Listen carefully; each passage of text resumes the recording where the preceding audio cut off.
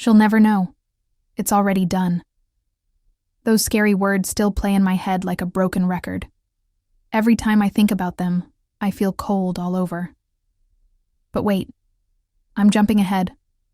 Let me tell you the whole story from the start. Back when I thought I was living a fairy tale, before I knew I was walking straight into a trap. My name is Sarah Mitchell. I'm 34 years old. And 3 weeks ago, I thought I was getting married to the most amazing man in Kansas City, Missouri. David Rodriguez seemed like a dream come true. He was charming, he was successful, and he acted like I was the only person in the world who mattered to him. David worked as a money advisor at a big company. He always wore nice suits. He walked with so much confidence that people would turn their heads to look at him. 6 months ago, he asked me to marry him on a hiking trail with the whole city spread out below us. I thought my life was finally perfect. But then that night 3 weeks ago happened, and everything changed. We had just eaten dinner at our favorite restaurant downtown. I was super tired from planning our honeymoon trip to Costa Rica. David wanted us to go somewhere exciting, somewhere we could hike and explore places where not many people go. I loved that he enjoyed outdoor adventures just like me, or at least I thought he did. When we got back to my apartment, I went to take a shower. I left my phone on the kitchen table. My phone had been acting weird lately. The voice recording thing kept turning on by itself. I thought I would fix it later. I never imagined that broken phone would end up saving my life. I was in the shower when I heard David's voice through the bathroom door. He was talking on the phone. It sounded like a work call, but his voice sounded different, quiet and rushed, in a way I had never heard before. Something about it made my stomach hurt. But I told myself it was nothing. David was always taking important calls about his clients' money. When I came out 20 minutes later, David was sitting on the couch, scrolling through his phone, looking totally normal. He smiled at me with those warm brown eyes. The same eyes that made me fall in love with him. I almost forgot about that strange voice I heard. "Everything okay with work?" I asked as I sat down next to him. "Just the usual client problems," he said, while pulling me close. "Nothing for you to worry about, sweetheart." Later that night, after David went home to his own place, I noticed something weird. My phone's recording app was still running. I was curious, so I played it back. I expected to hear nothing. Maybe just sounds from around the house. Maybe pieces of our conversation. Instead, I heard something that made my blood turn to ice. David's voice came through crystal clear. "She'll never know. It's already done. The policy went through yesterday, and everything's set for the trip." My hands started shaking. I realized he had been talking to someone while I was in the shower. He had no idea that my phone was recording every single word. I spent the whole night playing that recording over and over, trying to understand what I heard. What policy? What trip? The way David spoke was so sneaky, so calculated. It was nothing like the loving man I thought I knew. I met David 18 months ago at a coffee shop near my office. I work as a marketing person for a big company. He walked up to me with such a friendly smile. He asked about the book I was reading. He made me laugh even though I'm usually shy around people I don't know. Our relationship seemed perfect, or that's what I believed. David was sweet and romantic. He always planned nice dates. He remembered little things about what I liked. He seemed really interested in my love for hiking and rock climbing, things I've been doing since college. Actually, he pushed me to try even more dangerous activities. He suggested we try mountain climbing. He wanted us to explore wild places together where nobody else goes. Looking back now, I see how carefully he made me trust him. He met my parents. He charmed all my friends. He became part of my life so smoothly that everyone loved him. My mom kept saying how lucky I was to find someone so caring. My best friend Karen even said she wished she had someone as protective as David. But as I sat there in my dark living room playing those scary words again and again, pieces started fitting together, like a horrible puzzle. 3 months ago, David said we should get life insurance before the wedding. He explained that couples getting married usually do this, especially since we both did activities that could be dangerous. The conversation seemed so smart and grown up at the time. I remember how he insisted on doing all the paperwork himself. He said he understood insurance stuff better than me because of his job. I signed whatever papers he brought me. I trusted him completely. Why wouldn't I trust the man I was going to marry? Now those innocent conversations seemed really scary. The way he pushed for higher amounts of money, his insistence that we name each other to get the money if something happened, his suggestion that we should both have policies worth at least $500,000. It all seemed planned instead of caring. I thought about our honeymoon plans to Costa Rica, specifically to Manuel Antonio, an area known for really hard hiking trails and places far from everyone. David had been stubborn about choosing somewhere off the main path, somewhere we could have real adventures away from tourists. He researched the most isolated trails, the ones with steep cliffs and dangerous land. My stomach felt sick as I realized something terrible. I might be planning my own murder, disguised as a romantic vacation. The recording kept going with parts I didn't notice the first time. The location is perfect. No witnesses for miles. Make it look completely natural. David's voice got quieter. But what he meant was clear enough to make me feel like throwing up. I needed help, and I needed it fast. The next morning, I called my job and said I was sick. I spent hours looking up private investigators in Kansas City. I knew I couldn't go to the police with just a broken-up recording, and my guess is I needed real proof. After reading tons of reviews, I chose Detective Maria Santos. She used to be a police officer. She worked on insurance fake stuff and family cases. Detective Santos agreed to meet me that afternoon at a small cafe across town. She was a woman in her 50s with sharp gray eyes. She had a no-nonsense way about her that made me feel better. I played the recording for her.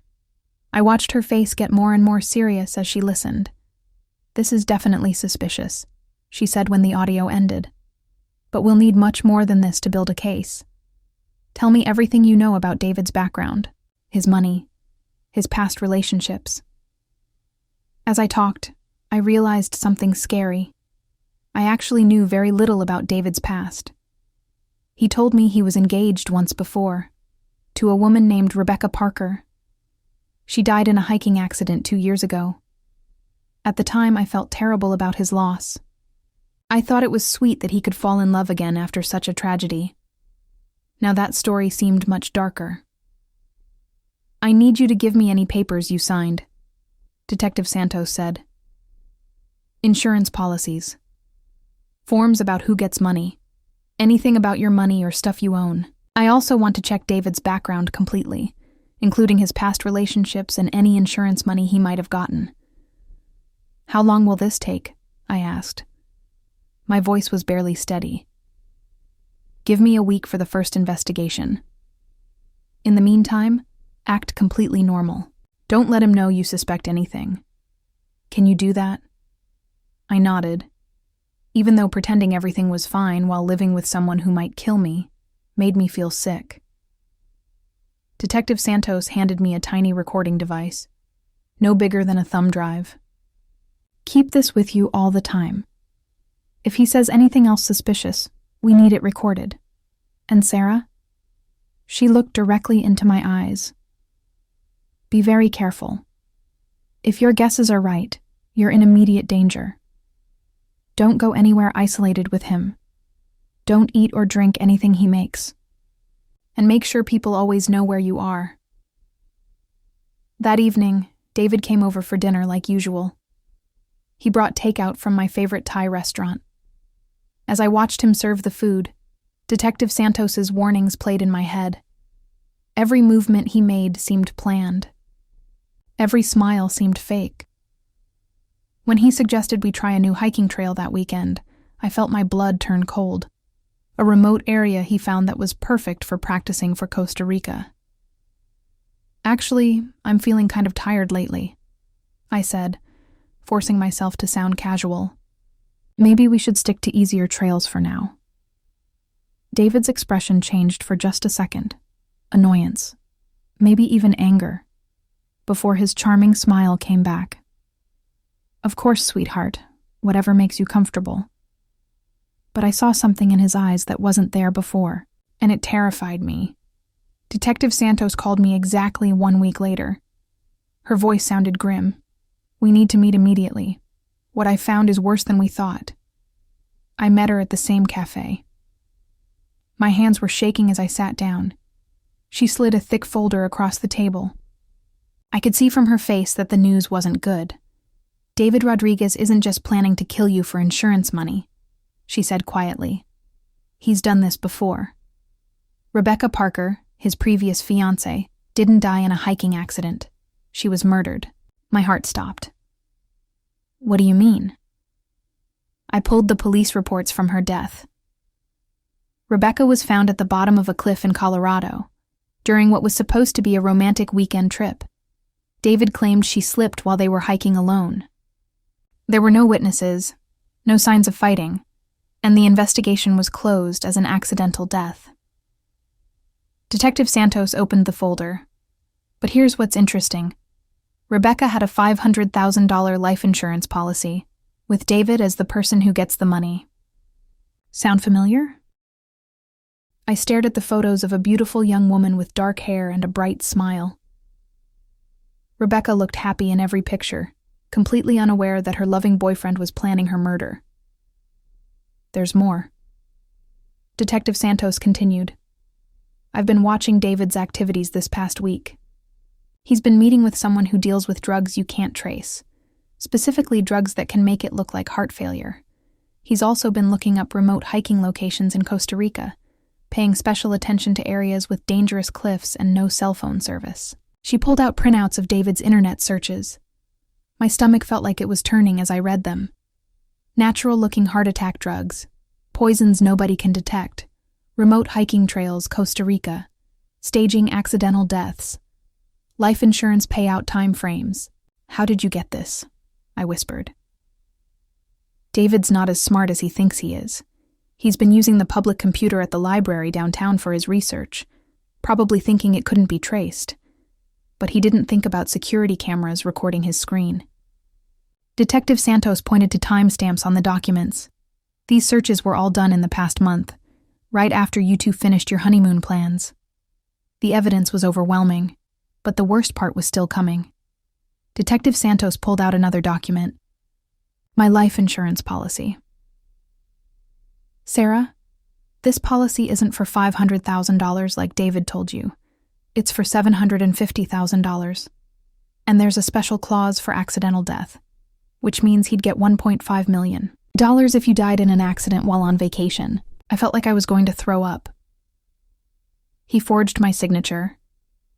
No, you signed it. But look at this page. She showed me a section I'd never seen before. This is the page he had you sign separately. Remember? He told you it was just an extra form about who gets money. Instead, it was a change that increased your coverage and added the accidental death part. I remembered that day clearly now. David had brought the insurance paperwork to my apartment. He spread multiple forms across my kitchen table. He pointed to several signature lines, explaining each one quickly and casually. I trusted him completely. I signed wherever he told me to without reading the small print. There's something else, Detective Santos said, her voice even more serious. I ran a bigger background check on David. Rebecca Parker wasn't his first victim. 8 years ago, when he lived in Denver, he was briefly engaged to a woman named Jessica Collins.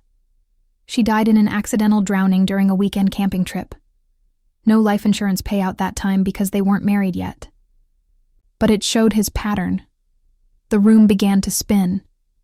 He's a serial killer. He's a serial killer who's gotten very good at his method.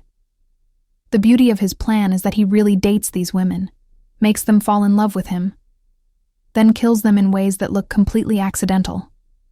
No one suspects the sad fiancé. I thought about all the times David had been so loving, so attentive, so perfect. It had all been a big performance, a carefully built lie designed to get me to sign my own death papers. "What do we do now?" I asked. Detective Santos leaned forward. "Now we set a trap." The plan, Detective Santos explained, was both brilliant and scary. We would let David continue with his plan. While gathering proof we couldn't deny of his plan to murder me. I would wear a wire during our conversations, keep acting normal, and record every step of his plan. The key is to get him to say his plans out loud, Detective Santos explained. We need him to confess on tape, either to you or during one of his phone calls. Right now, we have evidence based on circumstances and strong guesses, but a good lawyer could create doubt. We need a confession. That evening, I sat in my apartment, wearing the tiny recording device Detective Santos had given me, waiting for David to arrive for dinner. When he knocked on my door, I took a deep breath. I forced myself to smile as I let him in. "How was your day, sweetheart?" he asked, kissing my cheek. The kiss that once made me feel warm now made my skin crawl. "Good. Though I've been thinking about our honeymoon," I said, following the script Detective Santos and I had practiced. "I'm getting nervous about some of those hiking trails you picked out. Maybe we should choose easier ones."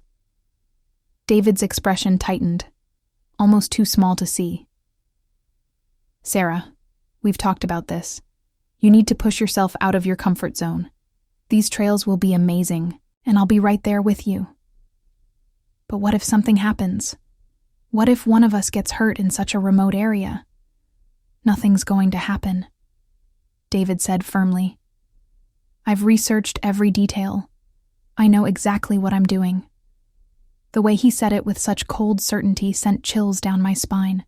Over the next hour, I carefully turned our conversation toward the insurance policies, expressing concerns about the amounts, asking him to explain the terms again.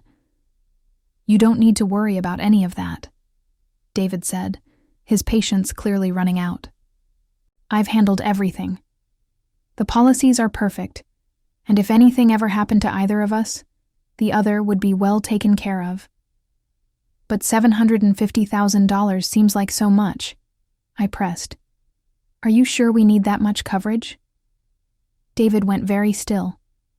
"What did you say?" My heart hammered against my ribs. I'd made a mistake. I wasn't supposed to know the real amount. "I thought you said $750,000. "No, Sarah. I told you $500,000. "Where did you get that number?" "Think fast," I told myself. I must have remembered wrong. The insurance agent mentioned different amounts when he called last week, and I got confused. David relaxed a little, but I could see him studying my face carefully. "What insurance agent?" "No one should be calling you directly. It was just a routine follow-up call," I said, trying to sound casual. "Nothing important." But I could tell David didn't believe me. For the rest of the evening, he was quieter than usual, watching me with those calculating eyes. When he left that night, he kissed me goodbye, but there was something different about it, something final, like he was already mourning my death. After he left, I called Detective Santos immediately. "He's getting suspicious," I told her. "I think I made a mistake." "Don't panic," she said. "We expected this might happen. It actually works in our favor. Suspicious people make more mistakes. He'll be more likely to slip up now. What if he tries to kill me before Costa Rica? That's why I'm having you watch 24/7 starting now. You won't be alone for a moment." Detective Santos paused.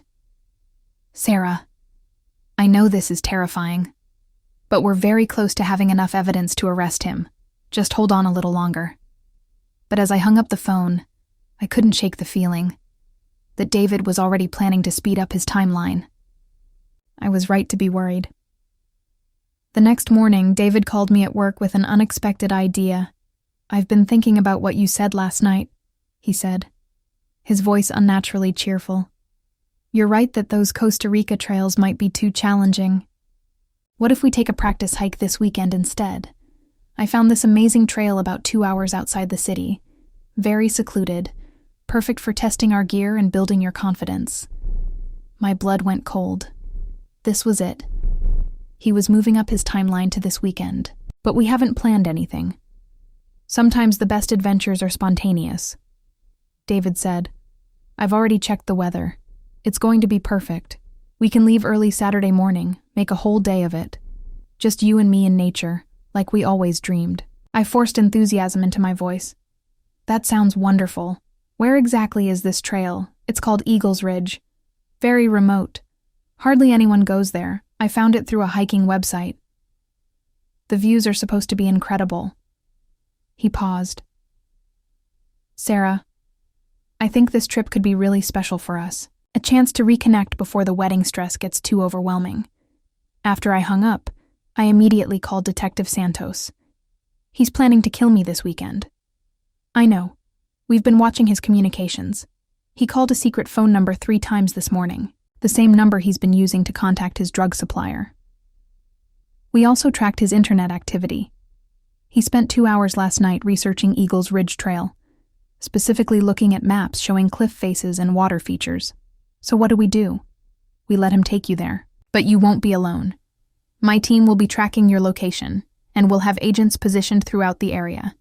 We'll also have a helicopter on standby. The moment he makes his move, we'll step in. What if something goes wrong? What if he kills me before you can stop him? Detective Santos's voice was steady and reassuring. Sarah, I've been doing this for 20 years. We won't let that happen. But we need him to actually try the crime before we can arrest him for attempted murder. Right now, all we have is planning and insurance fake stuff. We need to catch him in the act. That evening, David came over to help me prepare for our hiking trip. He was more excited than I'd seen him in weeks, talking enthusiastically about the trail and what we should pack. Watching him plan my murder with such excitement was weird and horrifying. Make sure you bring plenty of water, he said, checking my backpack. And these energy bars I picked up. They're supposed to be amazing for energy on long hikes. I noticed he kept the energy bars in a separate bag, claiming he wanted to surprise me with them during our hike. Detective Santos had warned me that he would likely try to drug my food to make me confused before pushing me off a cliff. I can't wait, I said, forcing a smile. It'll be nice to get away from everything. Yes, David agreed, and something in his tone made me look up. His eyes had that cold, calculating look again. It'll be perfect, just the 2 of us. Completely alone. That night, I barely slept. Tomorrow I would come face to face with my would-be killer, in an isolated area where he planned to end my life. The only thing standing between me and death was Detective Santos's team, and the wire I'd be wearing. As I lay awake, I wondered something terrible. How many women before me had spent their last night alive trusting David completely, never knowing that the man they loved was planning their murder? Rebecca Parker, Jessica Collins, and who knew how many others. All of them gone because they fell in love with a monster. But I had something they didn't have. I knew the truth. And tomorrow, David Rodriguez was going to pay for every life he'd taken. Saturday morning arrived gray and misty. Perfect weather for a murder. David picked me up at 7 a.m, his SUV loaded with hiking gear and a cooler full of food and drinks. He seemed relaxed and happy, humming along to the radio as we drove toward Eagles Ridge. You seem excited, I said, testing the recording device hidden in my jacket pocket. I love these kinds of adventures with you, David replied. Today's going to be really special, Sarah. A day we'll never forget. The scary meaning behind his words wasn't lost on me. As we drove deeper into the mountains, cell phone service disappeared, and the roads became more and more remote. This was exactly what David had planned, an isolated location where my screams wouldn't be heard, and my body might not be found for days. When we reached the trailhead, David was unusually helpful, insisting on carrying my backpack. and checking my hiking boots multiple times.